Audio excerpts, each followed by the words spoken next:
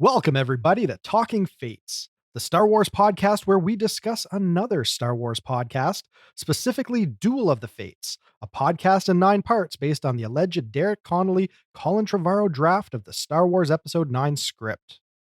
I'm John Murray, co-host of Star Wars TV Talk, along with my TV Talk cohort, Zach Logan, and we are joined this week by Duel of the Fates voice talent, Aiden Bokrossy and Dan Barra-Berger, who play Chancellor Hux and Supreme Leader Kylo Ren, respectively, in the second episode of the limited-run 9-installment podcast. All right, Zach, why don't you take it from here? Well, first of all, I just want to thank the voice of Hux, Aiden, and the voice of Kylo Ren, Dan. I am so honored to have you guys here, so thank you for joining us. Thank you for having us. It's really exciting to be part of any of this. This is great. This is all so fun. Now, I hear that you guys have a project going on of your own in the podcasting world. Do you want to tell us about that? Yeah, that's Aiden's baby, so I'll let him run with it. Run with your baby. Okay. So I produce and host in a YouTube podcast show called Game and Scotch, and Dan is a host of one of the segments of Game and Scotch called Press Start to Start. It is mainly, it's kind of like in the title, it's video games, and we talk about different beers, specifically craft beer. It's kind of funny that it's called Game and Scotch, but we drink beer on the show, so that's kind of I don't actually like Scotch all that much. No, it just worked because we wanted the Game and Watch, and the Game of Scotch was what worked best. Yeah, we're good at rhyming. We're good at rhyming, exactly. Yeah, it's more so just kind of a tongue-in-cheek, kind of satirical podcast about the fact that we are two white guys who talk about video games and drinking, breaking no new ground. Never been done before. But it's a lot of fun anyway. So we to kind of take the piss with that there. Yeah, Very good. so that's pretty much it. Yeah, gaming culture, nerd culture. Yeah, and we record Press Start to Start in a really cool bar in downtown Toronto called Mom's Basement, and it's just a really cool, like, In the before times. times. Yeah, now we're stuck Before at the home. zombie apocalypse, Before the apocalypse, before the dark times. before the boring apocalypse. Come on, guys. Yeah. But any Star Wars fan, any kind of nerd culture fan should check out that. Like we're not paid to say this, but Mom's Basement. It feels like somebody's mom's basement from the 80s or 90s. The dudes who run it are coolest fellows. So they're gonna be jealous that we're getting to do this today. Very good. Well, we have a pretty awesome episode of Duel of the Fates to talk about, and I just want to start with Hux's introduction in this episode because it's kind of right from the get-go here. So first of all, I want to point out that I loved this return to Coruscant. I thought that this was very creative in the writing process. Of course, we got teased with this early on in the game that this is where they were going. Of course, things didn't work out and we didn't get a return to Coruscant, but we get this execution on display in like what was it, like 70 stories of General Hux basically commentating what's going on. So my question for Aiden is, what was your approach to this character, and did you draw from any other material other than what was already established? I kind of just, a lot of it was watching how Chancellor Hux was played in the original trilogy, but he's just kind of evil British man, space Nazi type deal.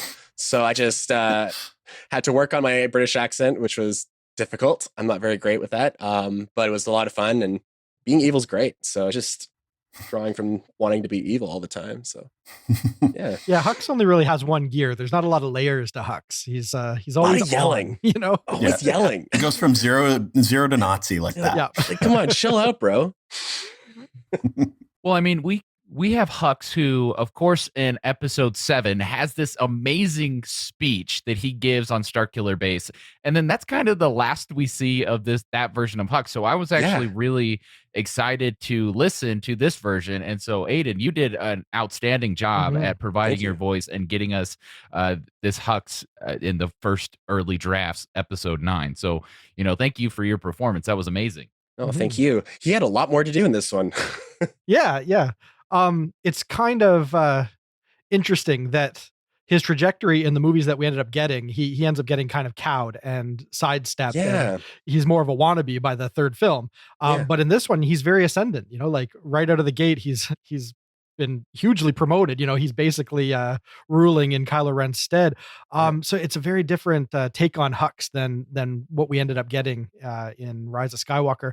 And I was eating it up. I thought this was a lot of fun, and it was a very maybe Les Mis, or I can't think of what it would be. Something he's kind something of almost the Javert of this. yeah. So they were you can definitely see what Trevorrow and Connolly were digging at with this, and it was a really fun take on Hux, and I'm glad that we got a capable performance to bring it to life, because it really does kind of pop out of your podcast app, that particular scene, not just your performance, but also the alien, almost like Viva la Resistance, as he's being brought to the guillotine. So this for my money, this is the most fun scene that we've had up to this point in this little adventure.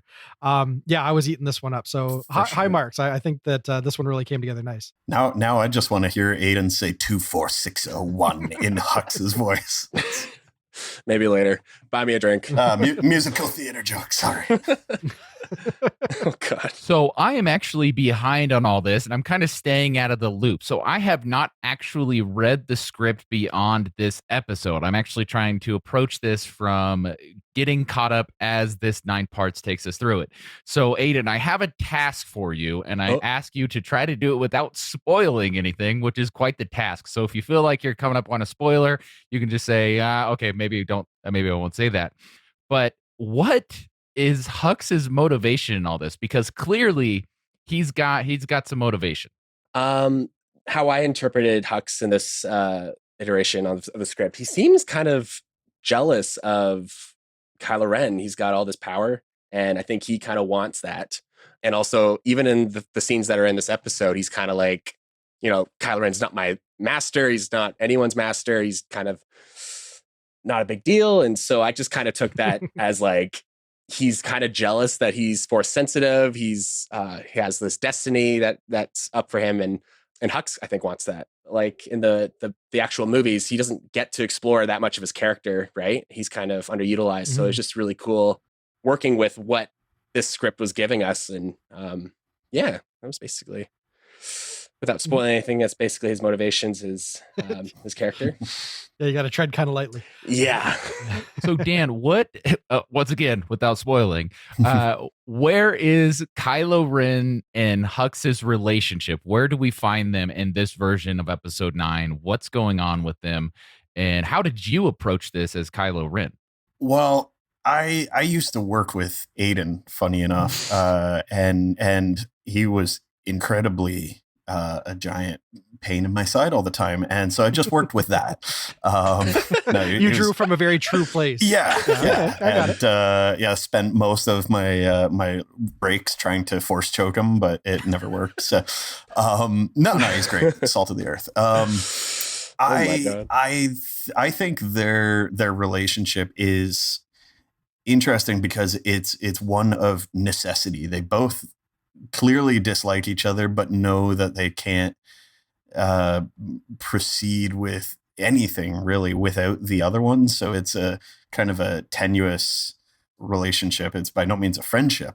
No. But it's definitely some kind of tenuous relationship there where it's just of necessity, of evil necessity, but of necessity nonetheless. Wow, that was just greatly said. I really appreciate that, because that, I feel like, really does speak to what's going on here. I mean, you have that whole that basically this giant conference call that Hux has with these other leaders, and they're asking about Kylo Ren, and he's just like, he's doing his own thing. Just leave me alone about it. He's got his own shit he's doing. I said he's not home. He's not home. So, John, what was your biggest takeaway between these two characters and the small interactions that we got in this episode? Well, I don't know if I have any, brilliant thoughts on the two characters that we haven't already covered. Like I said, there is some classic storytelling here and something almost French Revolution about where we started with all this. That was a lot of fun. I like the idea that Kylo is very single-minded in his pursuit of, ascending in to the dark side by hunting down this holocron.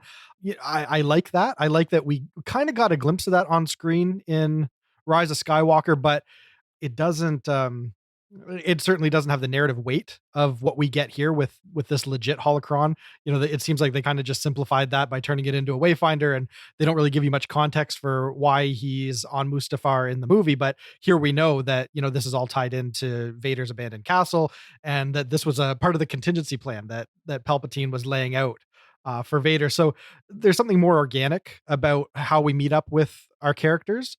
So I really like that. I feel like they were trying very hard to dovetail with Last Jedi a little more elegantly than maybe Rise of Skywalker, where it's just sort of, that was a thing, but now we're going to do this thing, so that there isn't as much attempt to weave a narrative between the stories. I feel like we're getting more of that here. So I like the pacing of where we're at, and I like where the characters' heads are at. And I think that's what is the most satisfying aspect of this chapter of the story. And we find Kylo Ren in a really interesting place, and it's actually described in the script as he is bearded and weary. Mhm. And then we get he's here at Vader's castle, like John said. So, Dan, a similar question for you. How did all of this inform your performance? And what was your approach for this version of Kylo Ren? I see. I'm like you. I haven't read the full script, so when I was given this piece, I did this other than like knowing the scene number, I didn't know how it fit in relation to the rest of the script, and so I'm going along with this episode by episode as well. And so for me, when I saw Mustafar, I'm like, nice, okay, I know the gravity of this place from the prequels, and then the brief scene in Rogue One, and just moving forward from there, and then knowing now how far in the future it is from the last time we've seen it, that it's on a lava planet. The place can't be in any great shape, but you're really going like Kylo was going to I'm going to my grandpa's house, like, but with such weight and gravity there that, well, I'm going to my very evil grandpa's house, who I gotta go get, his holocron. And there's such a tremendous burden that I think he knows he's approaching. He knows something, whether or not he recognizes it as evil. He knows something dark is probably waiting for him there, or whoever approaches. And I think I approach it with fear but determination. I that's kind of how I felt. Like, he doesn't want to. Nobody would want to go in there, knowing Vader's history and everything, but he has to his mind. So I think there was a lot of reticence there, but pushing through it. And so that's kind of where I went with that. Interesting. I like that take. Yeah, there is something foreboding about the entrance, and the script doesn't dwell on that aspect of it, but you do see in Kylo Ren's performance in the movies that he's always trying to like steel himself and kind of like psych himself up to be a badass, so you can kind of get a sense that, yeah, maybe, that's where his head would be at. He wants this, he craves the potential of what he could discover here, but that doesn't mean that there isn't a little part of him that's still kind of quaking in his boots a bit. Exactly. Yeah, I like that. I like the opportunity to talk with you guys, because you have to get in the character's head a lot more than the script will allow. So you have to find that performance and find what's motivating the character a little bit more than what's spelled out. And yeah, I think that's a fun take on it. I can get behind that. It was so much fun doing all of this. It's great. I don't know, when Jamie asked me to participate, I thought it's like, oh, cool, you need some like Porg VOs or something. Sure, I'll do that. But he's like, oh yeah, I need a Kylo. Oh, okay. You know what? For what it's worth, as I was listening to it, I thought, okay, there's something very distinct about Adam Driver's voice. He has, I'm going to call it like a throatiness, but it's not really that. It's almost, there's something guttural. I always felt like he was about to cry. And yeah, there it is. I'm so upset with you right now. Like, just holding it back. Yeah, with the lump in his throat. I'm glad that you were able to find that, because there was something about your cadence and something about, just pulling in that air in your throat and relying on that a bit in the performance that feels like Adam Driver. And so I don't know. I think that's some inspired casting. I'm amazed that Jamie just happened to have so many capable people at arm's reach that could inhabit these characters. Last week I was singing Rose Tico's praises, because I think that there's a real sense of Kelly Marie Tran in what we got in the first episode. And I think that both of you guys really nailed your parts as well. I don't want to just dwell on Kylo, because as much as Aiden, you may question your British accent, I think that there was, a mustache twirling evil that was spilling over in your performance that was very appropriate. So so it was all there. And I think that this episode really soared because you guys were bringing your all to it. So high marks. Oh, well, thank you very much. Thank you so much. And you guys did it in a way to where, even though this is an audio drama, I could actually visualize what's going on. And of course, part of that's due with the narration, but you guys just really provide it to where I felt like I could see even the facial expressions going on both Hux and Kylo Ren's face. So, I mean, just once again, to applaud your performance on that, because that was just really cool to experience when you're sitting at home during this quarantine and listening to this to the second part of Duel of the Fates. Oh, well, that's really kind of you. Thank you. Before we round things out, Zach, I just want to give a quick shout out to the score and the soundtrack. I think maybe Jamie and co were finding their footing a little bit on the first episode, but I feel like this one, it really had a lot of potency, and it really was making these scenes, sparkle a bit more. So yeah, like when you guys are saying, you need to find your character and you want to be able to project yourself into those scenes, I really think that the finished product here was really capitalizing on everything you brought and surrounding it in something that was, just very, very rich. So definitely, I was surprised at how much I enjoyed this chapter for such a homespun, low budget, like just let's pull this together with no resources. It's coming together pretty darn good, I gotta say. I think it's been such a great project, and like part of when I signed up for it, I thought, oh, this is going to be like the radio drama episode of Frasier. It's going to be a lot of fun, and it was way more fun than that. Very good. Well, Dan, I have one final question for you with your performance here. So were you like envisioning or imagining Luke Skywalker kind of in the room with you with between this interaction between the two of them? Because I really felt your emotion whenever you're kind of taunting Luke in this scene where you're just like, where did your path lead? You're a ghost, like all the. So how did you do that? Well, I kind of always had it in my head, like, well, from The Last Jedi, actually, at the end of that, when Luke says, like, I'm gonna always be there, kid. Like, just, or whatever the line. See you around, kid. Yeah. See you around, kid. And that carried some weight. And it's like, yeah, he probably will. Cause he's cheeky, and he learned from Yoda, who's the cheekiest. And so, yeah, he's gonna hang around. And Kylo probably knew that, yeah, all right, I'm gonna be haunted all the hell, and he was, and he's, in my mind, he's just getting so sick of it right now. Just let me go get the holocron in peace, damn it.